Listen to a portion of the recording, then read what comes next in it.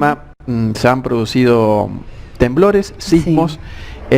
hace un par de días en la zona de Jujuy, en la zona de Salta, y queremos preguntar a qué se debe esto, si se repite constantemente, si hay lugares más peligrosos, entre comillas, que otros. Por eso estamos ya en comunicación con el ingeniero Alfredo Perulini, quien es coordinador de coordinación sísmica de Jujuy, a quien ya lo saludamos desde Norte Grande Federal.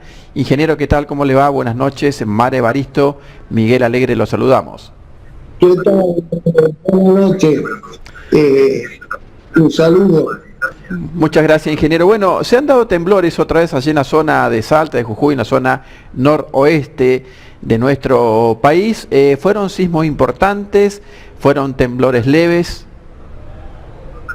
Bueno, acá la provincia de Jujuy, de acuerdo a lo que solicitó el Instituto Nacional de Prevención Sísmica, Jujuy está asentada en dos zonas sísmicas que son la zona 3 y la zona 2. La zona 3 es de elevada peligrosidad sísmica y la zona 2 es de moderada peligrosidad sísmica. El tema es que en la zona de elevada peligrosidad sísmica está asentada el 93% de la población de la provincia de Jujuy, siendo en la zona de la Puna, que es la parte de la Puna, la zona 2 solamente tenemos el 7% de la población viviendo en esa zona. Por lo tanto, digamos, nosotros, la gran mayoría de la gente está en la zona 3 y San Salvador de Jujuy tiene más del 40% de ese 93% de la población. Es decir, de que digamos, hay un riesgo bastante alto por la densificación que tiene habitacional la ciudad de San Salvador de Jujuy. Además, digamos, la cantidad de edificios que en la gran mayoría fueron construidos antes de 1970, que es un año donde marcó una diferencia el antes y después, especialmente por todas las normativas que sacó el Instituto Nacional de Prevención Sísmica para la construcción y el diseño de estructuras con lineamientos sismoresistentes. Entonces, todavía tenemos vulnerabilidades estructurales en varios edificios que tienen, que ocupan más de 50 personas, ya sea especialmente en su trabajo, también hay escuelas viejas. Entonces, tratamos de realizar una serie de situaciones que podemos tratar de elaborar un plan de prevención sísmica de esos establecimientos que son uno de los más son vulnerables desde el punto de vista estructural. Acá el tema es que hay muchísimos sismos en la zona 2. En la zona 2, que es la Puna jujeña, y tenemos entre 5 a 6 sismos por día.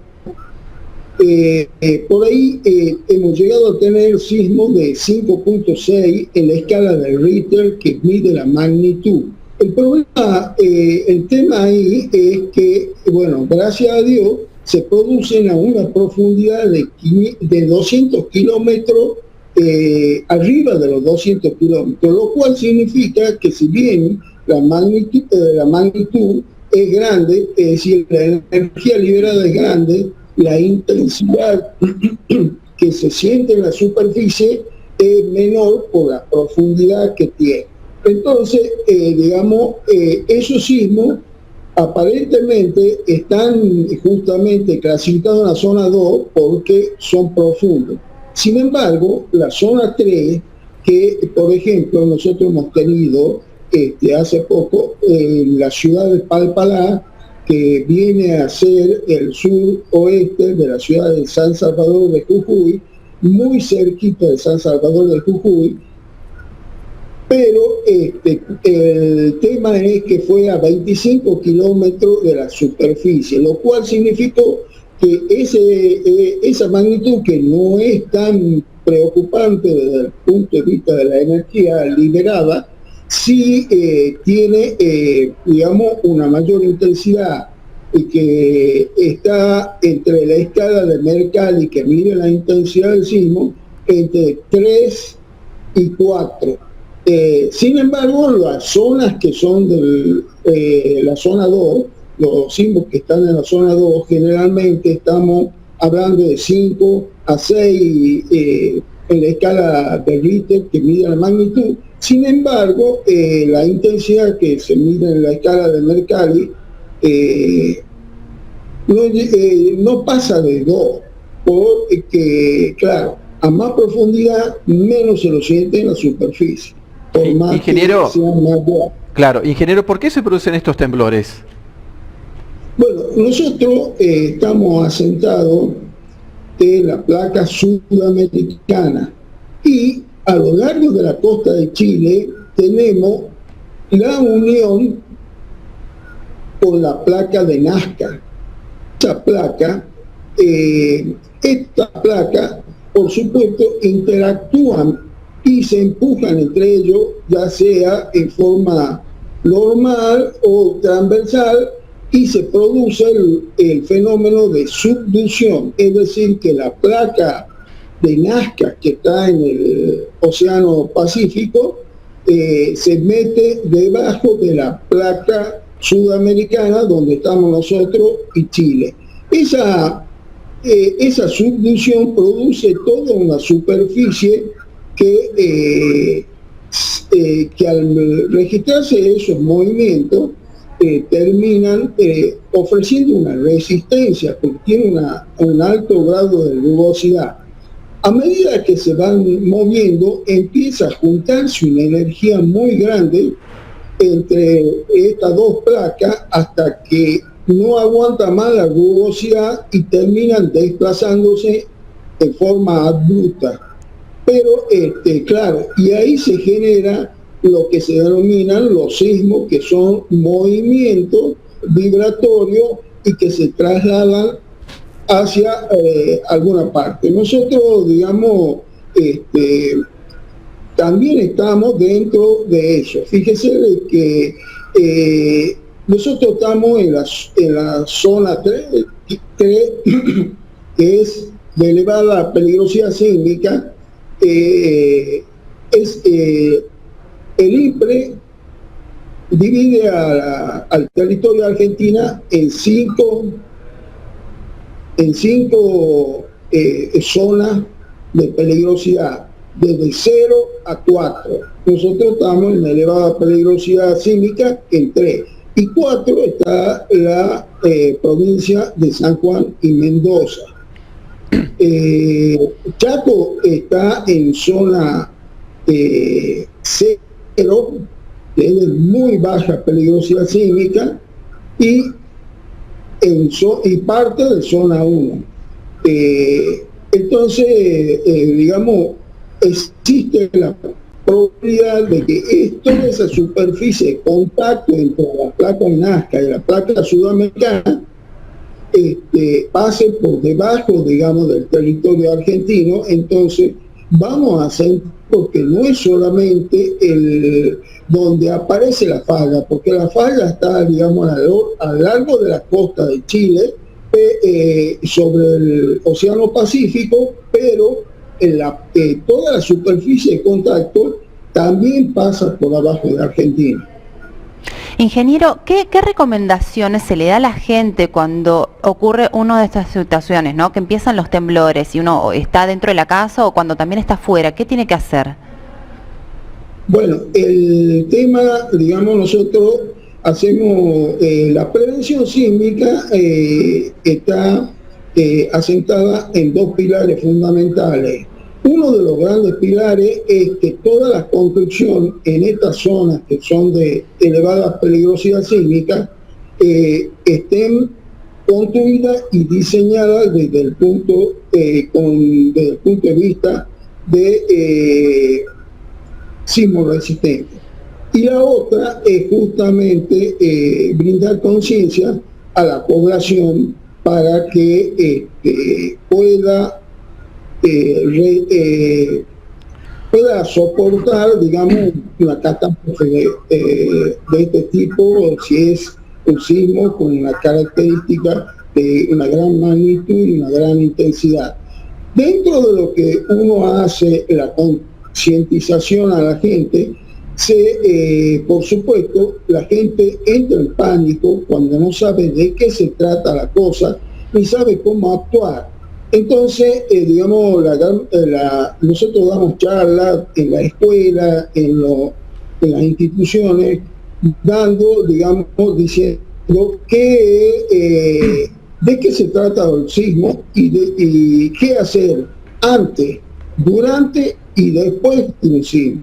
Porque, digamos, ese es justamente la concientización. Hay que seguir una serie de pasos antes de un sismo, durante un sismo y después de un sismo. Antes del sismo hay que ver, digamos, el domingo, según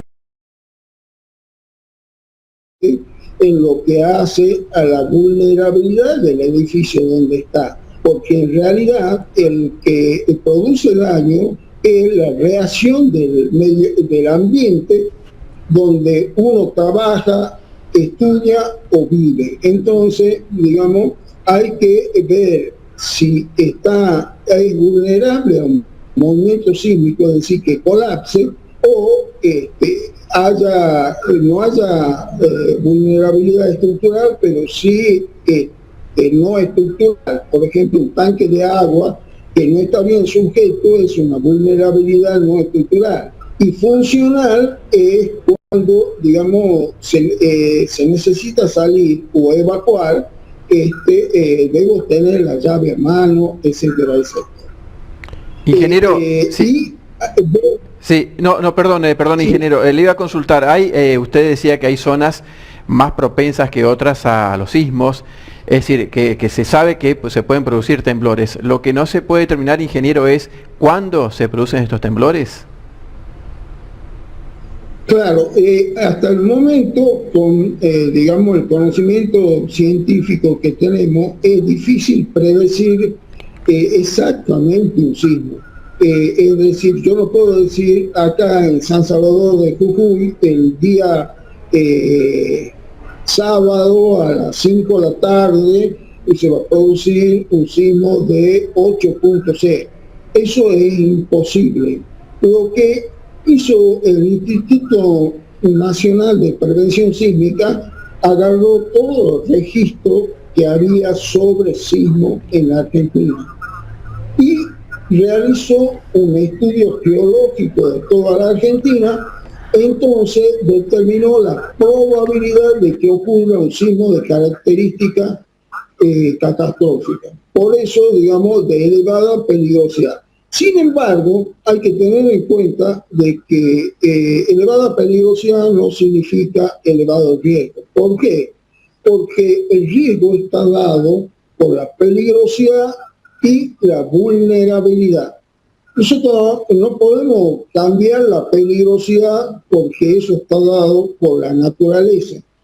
Ahora sí podemos mitigar las vulnerabilidades, entonces podemos llegar a tener un riesgo bajo, aunque estemos asentados en una zona de muy elevada peligrosidad sísmica. Entonces, la idea es justamente ver de reducir el riesgo sísmico. Es decir, está bien, nosotros podemos tener un riesgo bajo, especialmente si vivimos o nos desenvolvemos dentro de edificaciones que están construidas según los lineamientos sismo-resistentes.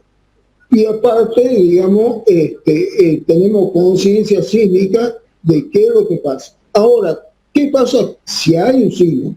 Bueno, Ahí depende si el edificio puede entrar en colapso o es un edificio viejo que tiene mucha probabilidad de colapsar.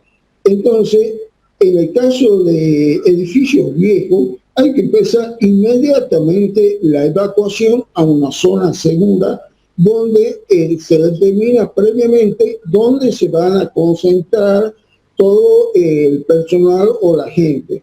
El tema es cuando el edificio es seguro, es decir, está construido con lineamientos sismo resistentes, hay que esperar dentro del edificio, cubrirse para que no le caigan cosas que no son de la estructura, ni al techo, ni nada, sino son elementos que pueden desprenderse. Por ejemplo, una luminaria. Exactamente, así es. Ingeniero, perdón, una consulta cortita nada más antes de la despedida porque nos estamos yendo de tiempo. ¿Qué diferencia hay entre sismo y terremoto? Si hay una diferencia. No hay diferencia, los dos son sismos. Sí. La única diferencia que hay es de que el terremoto se lo denomina terremoto porque es un sismo que tiene características catastróficas, es decir, que es un sismo mucho más fuerte. Pero los dos son sismos. Perfecto, perfecto. Ingeniero, le agradecemos mucho esta comunicación, muy explicativo su charla en lo que tiene que ver con el sismo, que bueno, que por allí golpea algunas zonas específicas de la República Argentina. Le mandamos un saludo grande y un abrazo a la distancia. Muchas gracias. A usted, ingeniero, a usted por estos minutos que nos ha dispensado. Abrazo grande. Bueno, ingeniero, muchas gracias. Le agradezco que podamos dar a conocer, digamos, lo que son las prevenciones sísmicas. Exactamente. Gracias, ingeniero. Muchas gracias.